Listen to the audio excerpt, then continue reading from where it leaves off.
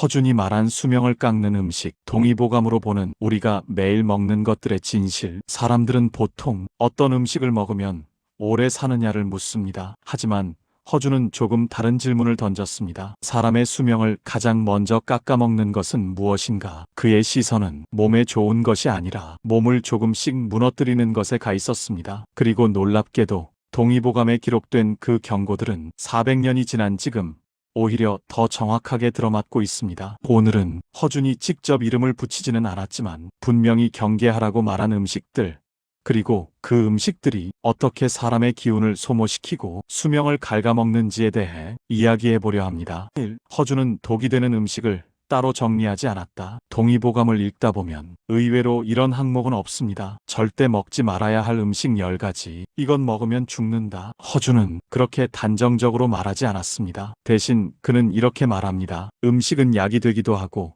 사람을 병들게 하기도 한다. 문제는 음식이 아니라 사람의 상태와 때다. 즉, 같은 음식도 어떤 몸에는 약이 되고 어떤 몸에는 수명을 깎는 칼이 된다는 뜻입니다. 그래서 허준은 음식 그 자체보다 음식이 몸 안에서 어떤 작용을 하는지를 집요하게 관찰했습니다. 이 허준이 가장 먼저 경계한 것, 기운을 빼앗는 음식. 동의보감 전체를 관통하는 핵심 개념은 단 하나입니다.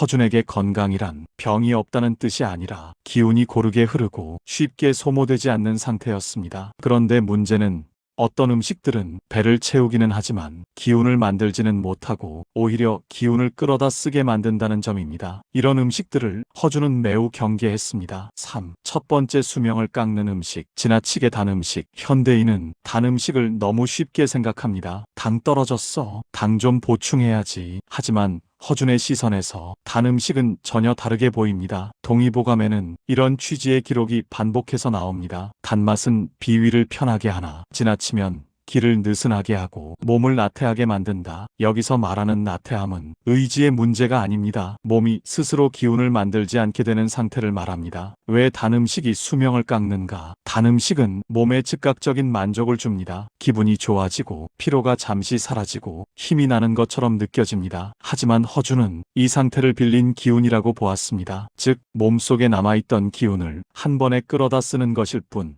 새로운 기운을 만드는 것이 아니라는 뜻입니다. 이걸 반복하면 어떻게 될까요? 처음엔 달지 않으면 힘이 안 나고 점점 더 강한 단맛을 찾게 되고 결국 기운의 저장고가 비어버립니다. 이때부터 사람은 이렇게 말하기 시작합니다. 이상하게 자꾸 피곤해요. 아무리 자도 개운하지 않아요. 허준은 이 상태를 수명이 조용히 깎이기 시작한 신호로 보았습니다. 4. 두 번째, 수명을 깎는 음식. 차갑고 빠른 음식. 동의보감에서 아주 자주 등장하는 말이 있습니다. 차면 흐름이 멈춘다. 여기서 말하는 차단은 단순히 온도의 문제가 아닙니다. 몸을 식히는 성질, 소화를 기다려주지 않는 음식, 위장보다 빠른 음식, 이 모든 것을 포함합니다. 허준이 말한 위장의 역할. 허준에게 위장은 단순히 음식을 소화하는 기관이 아닙니다. 위장은 기혈을 만드는 부엌이다. 즉, 사람의 기운은 위장에서 만들어진다는 뜻입니다. 그런데 차갑고 빠른 음식은 이 부엌에 불을 꺼버립니다. 위장은 놀라고 장은 서두르고 기운은 만들어지지 않습니다. 배는 불렀는데 힘은 없는 이유가 여기에 있습니다. 중년 이후 왜 더 위험한가? 젊을 때는 몸에 여분의 기운이 많습니다. 그래서 차가운 음식, 빠른 음식도 어느 정도는 버텨냅니다. 하지만 허준은 이렇게 경고합니다. 나이가 들수록 같은 음식도 다른 병을 만든다. 중년 이후에는 위장의 불이 약해지고 회복 속도도 느려집니다. 이때 차갑고 빠른 음식은 단순한 불편함이 아니라 수명을 갉아먹는 습관이 됩니다. 5. 세 번째, 수명을 깎는 음식. 지나치게 자극적인 음식.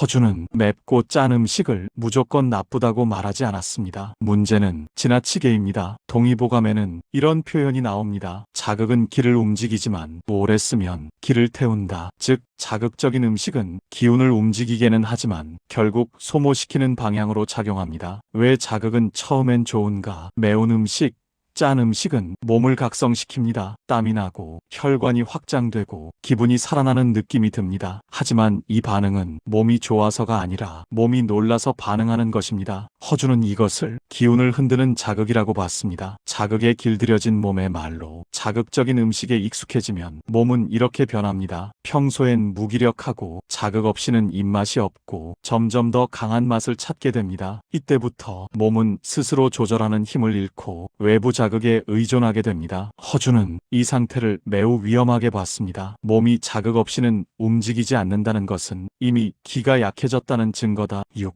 허준이 말한 진짜 위험 신호. 허준은 이렇게 말하지 않았습니다. 이 음식 먹으면 수명 줄어든다. 대신 그는 몸이 보내는 신호를 보라고 했습니다. 배는 부른데 힘이 없다. 자꾸 졸리고 멍하다. 이유 없이 피로하다. 예전보다 회복이 느리다. 이 신호들이 음식과 함께 나타난다면 그 음식은 당신에게 수명을 깎는 음식일 가능성이 큽니다. 7. 허준의 마지막 조언. 동의보감의 마지막은 의외로 조용합니다. 음식은 절제가 약이다. 허준은 특별한 비법을 남기지 않았습니다. 적당히 먹고 천천히 먹고 몸의 반응을 살피라. 이것이 전부입니다. 하지만 이 단순한 원칙이 지켜지지 않을 때 사람의 수명은 조용히 그러나 분명하게 짧아집니다. 마무리하며 우리가 매일 먹는 음식은 당장 병을 만들지 않습니다. 대신 조금씩 조용히 수명을 깎아갑니다. 허준은 그 사실을 이미 400년 전에 알고 있었습니다. 그리고 오늘을 사는 우리는 그 경고를 다시 들을 나이가 되었습니다.